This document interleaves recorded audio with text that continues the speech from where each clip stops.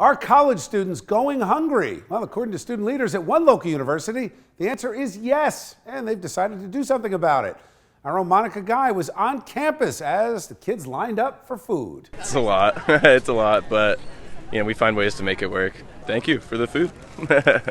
I need groceries and I don't have money for them. Groceries can be a little expensive for a student, so that's why I'm here. Nearly 100 students who say they face what's known as food insecurity at Monmouth University got some help from Fulfill's mobile food pantry Tuesday. That after student leaders reached out to the nonprofit organization and expressed a need in their college community. Every college, everywhere you go, there are food insecurities, and Monmouth isn't immune to that. So we feel that it's our duty as a student government association to make sure that our students, our peers, our classmates, our friends are fed. After paying tuition and covering living expenses, many students can't afford groceries. Former Lieutenant Governor Kim Guadagno is the CEO of Fulfill, and she was on the front line of the food line. College kids are hungry. College kids spend a lot of money to go to college, and they sometimes don't have enough money left over for food. And today is exactly what we're talking about. 3,500 pounds of food went through this line today in 40 minutes. That tells you that the need is great. The need is here in our own backyard. The mobile food pantry will be at Monmouth University the second Tuesday of every month from 11 a.m. until 12:30. It will also be visiting Brookdale Community College in Lincroft, Tuesday, September 17th from 11 a.m. until 12:30. For more information about Fulfill, check out fulfillnj.org. All right, let's bring back tonight's A-plus panel. We're joined by Bill Caruso, Democratic strategist, and Jeanette Hoffman, Republican strategist, and joining the panel for this discussion, Monica Guy. Monica, I'll start with you. What was the mood like on campus? Students were really enthusiastic, and so were organizers.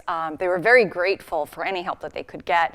And of course, there were some students who were just, had the munchies peppered in, but it was overall very enthusiastic and grateful. There are clearly people who go hungry, skip meals. Are we missing the point here with college kids if you've got the money to go to college? Well, not necessarily, Bill. There's a population of kids who did get federal assistance with their parents under SNAP and free and reduced lunch in high school, but now they've aged out and they're in college, and sometimes they're working one or two jobs to make ends meet, and they really just don't have the money for food. All of a sudden, it's going to go from SNAP program to kids in high school, where technically they're supposed to be there to read and write and learn math. Then they get to college, where there are options. Not everybody has to go to college. There are trade schools. There's the military. We've discussed this. I think from K through high school, it's a different world, and it's really hard to learn if you're starving. Okay, so I think you do have different choices when you're in college, and by the way, you're able to work. What I like about this isn't government.